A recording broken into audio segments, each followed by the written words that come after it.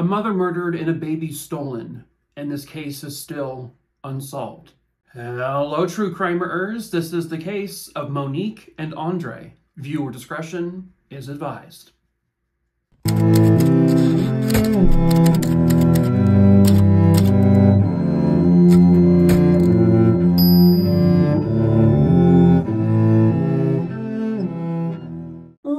Quick before we get started, of course, hello, my name is Mike. If you are new to the channel, I tell 3 true crime stories here every single week on YouTube on Mondays, Wednesdays, and Fridays. I also tell short form true crime stories at least once a day over on TikTok, where I'm more known. I have about 3 million-ish followers over there. If you want to see that, you can click in the link tree in the description of this video below, and that's where you can find that link. The link also pops up here at the beginning and somewhere towards the end of the video too. Also in the link tree, you will find my merch store. We have like t-shirts and hoodies and stuff like that. We do ship all over this wonderful hexagonal world. Hexagonal? I don't think that's a word. Well, it is now. So feel free to check that out if you want to. And then lastly, if there is a case you want me to cover, just send me an email. My email is listed below. Just email me the name of the individual, where it happened, when it happened. I'll add it to the list. It's got 5,700 plus names on it. I pick my cases at random. I will get to that case eventually. I can't tell you when. But let us get into today's case.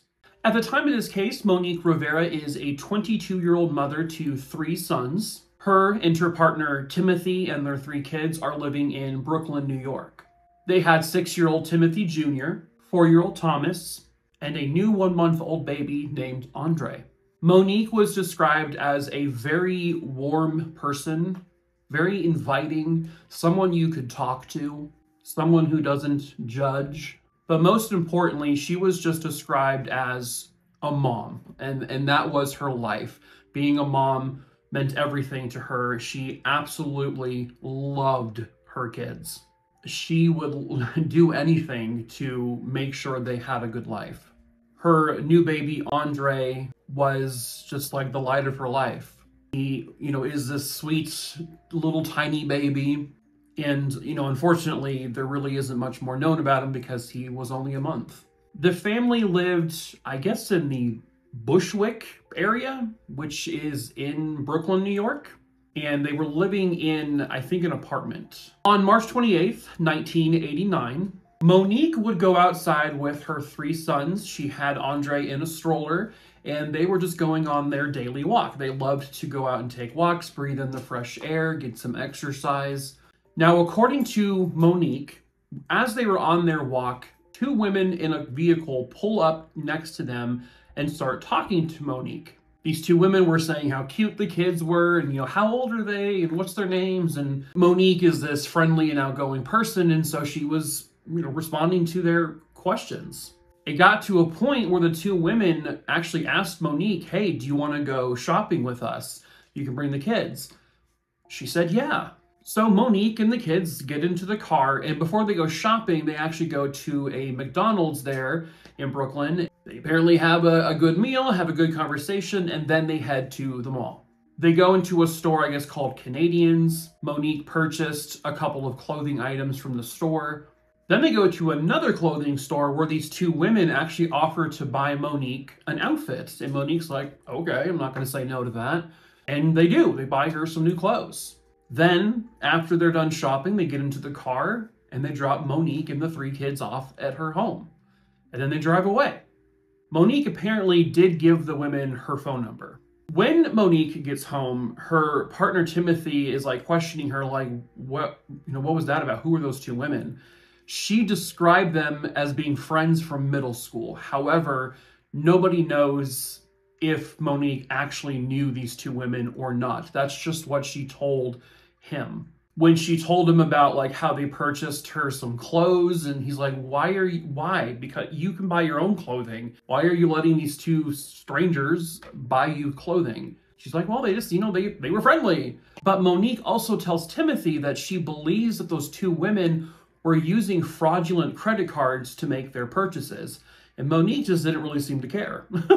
She tells him, we actually made plans to go shopping at the Galleria Mall tomorrow. He was like, do you really know these two women? Like, are they, I mean, you're just going to go with them to this mall? What's their end game here? It seemed very random to him and very suspicious to him. Monique tells him, don't worry, I'll have someone babysit the kids, so it'll just be me going. He's like, well, that's not necessarily any better. So the following morning, the two women, one of them calls Monique and say, hey, do you want to go to the mall today like we planned? And she said, yeah, let's do it. They made the phone call from a payphone at about 2 p.m. on March 29th, 1989. When they make plans to go to the mall, the two women say, we'll come pick you up. The two women arrive. Monique comes out initially on her own, but then the two women say, hey, go get Andre. We wanted to have fun with him today too. He's such a cute little baby. They were like really putting on a show, like, oh, go get him. He's fine. He can come with us. And Monique's like, okay, fine. So she goes back in and gets Andre, and then she goes back out. She gets into the car with Andre, with these two women. They drive away, and then Andre has never been seen again, and Monique would be seen again soon, but not in the way people had hoped. Timothy, her partner, later that evening, when she hadn't come home, Andre wasn't there. He made some phone calls to people, some friends, family, like, hey, have you seen Monique? Have you heard from her? Nobody has seen her. Nobody has heard from her since about 2:30-ish p.m. that afternoon. So he calls police to report her missing. The following day, on March 30th, at an East Chester Bay inlet off of City Island Road, about 30 feet off of the road, a body is found. It was the body of a woman. She had been struck over her head. She had been strangled with some kind of clothing item. She had a whole bunch of wounds on her hands that indicated that she was trying to fight back or at least block some of these blows. Now, Timothy had reported her and Andre missing the night before on the 29th. And then on the 30th, I guess he wanted to put out an ad or something with regards to helping find Monique and Andre. Police find out about this and they end up linking it together, and they find out through an image of Monique that the body they found was, in fact, Monique Rivera. Baby Andre was not with her. Baby Andre was nowhere around her. He was just gone. Monique had been murdered and the baby had been kidnapped. When police interviewed, friends and family, and they also interviewed the person who was supposed to be babysitting all three kids that day, that's when they find out that Monique had intended to leave Andre at home, but these two women insisted that Andre come with her.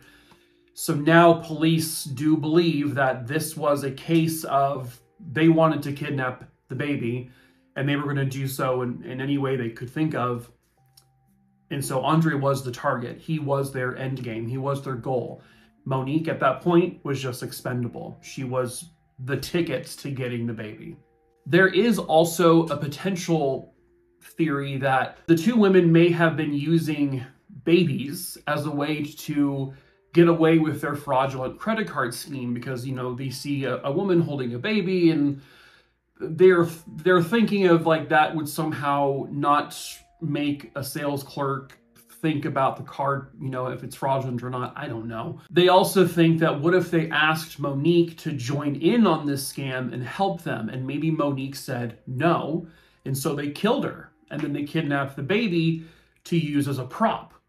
Around this time, kidnappings especially of babies weren't exactly a common thing, especially in this part of New York. And typically with kidnappings, especially like this, it's someone you know well. It's either like a family member, a father who has been pushed out, someone that knows the family, that's close to the family maybe. But nobody knew who these two women were because Monique never told anyone their names. And so police know nothing about these two women. Is this some kind of scheme they do all the time? Have they kidnapped other babies or other children? Have they killed other mothers? Was this just a one-off situation? Well, these two women, whoever they may be, are obviously the prime suspects in this case. So the two women, based on, I think, vague descriptions that Monique gave or that witnesses maybe had, observed of these two women, One of them was described as a heavier black woman between 30 and 35 years old. She had always been wearing sunglasses. The other woman was either black or Hispanic, somewhere between 20 to maybe 25 years old. She had long red or possibly orange hair. She wore a red leather jacket and white pants. Both women were about 5'7" to 5'8".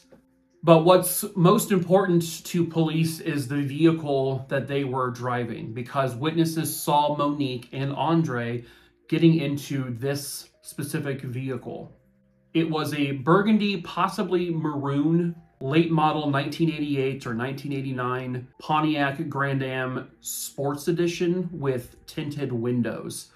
The image of the car I'm showing here is obviously not the exact one, but this is a damn near identical vehicle to what they were seen getting into. Now, they do also have some testimony from the other two children because they had been with them the day before. One of those kids said that they think they saw a gun in their car, but they don't know what kind of gun because these are just super young kids.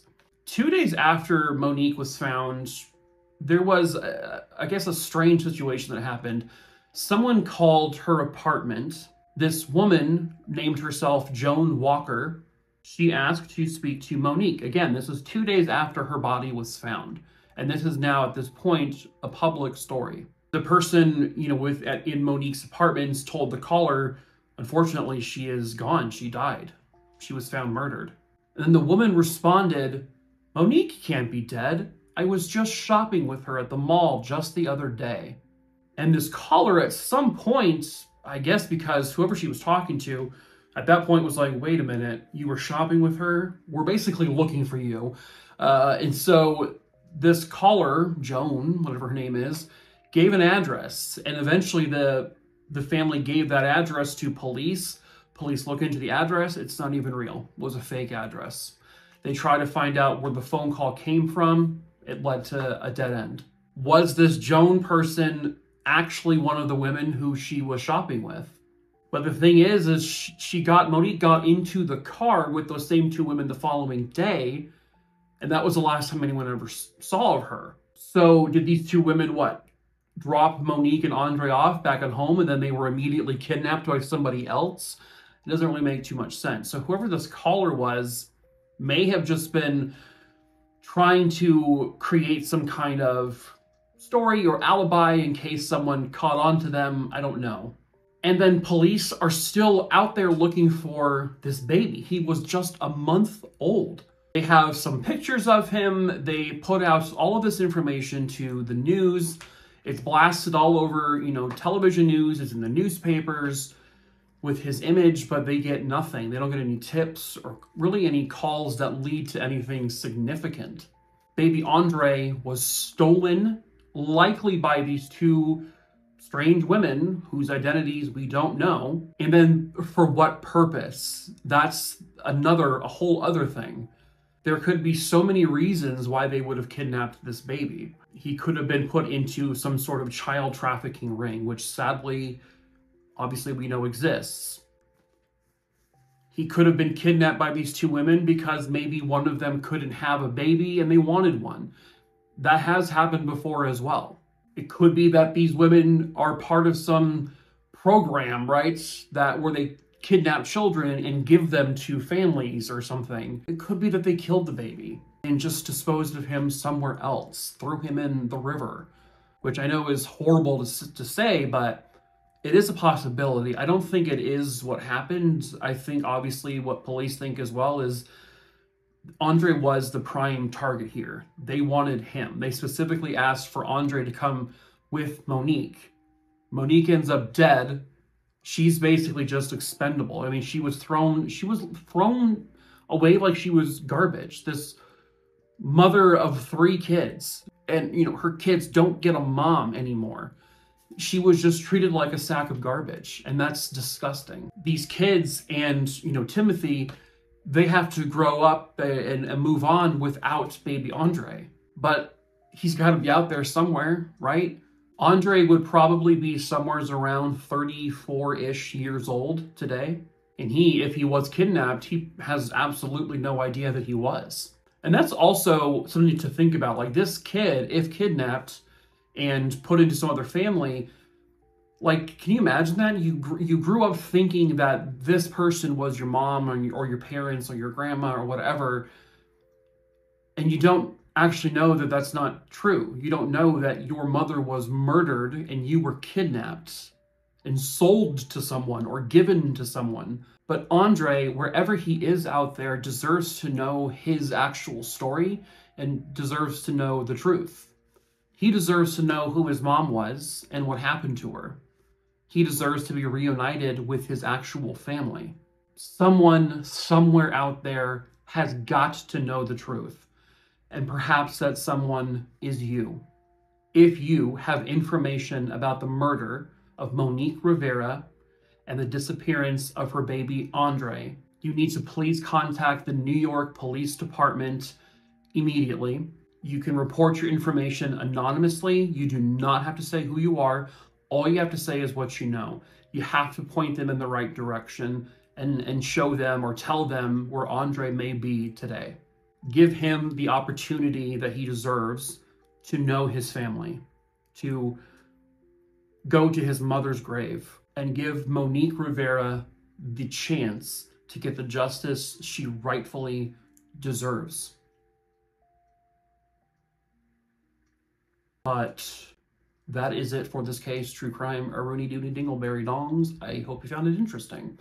As usual, please subscribe, give this video a like, follow me over on TikTok, check out the merch store in the link tree below, recommend a case, my email is listed below, and that's it, folks. That's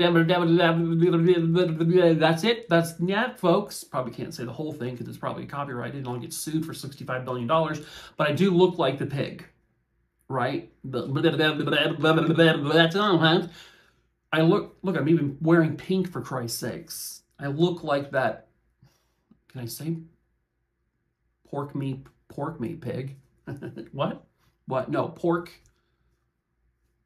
sausage. Oh my God, that sounds actually delightful. If we like find Porky the pig, shoot an arrow into his head, and then roast him over a fire and make, oh my God, so much bacon. We can make like, I don't know, pulled pork. Ugh. Pulled porky sandwiches. Oh my God, that's such a great name. So Porky the Pig is out there. Let's fry that son of a bitch. And where did this come from? How did I get here? Literally, how did I get here? I don't know where the hell I am. I am just...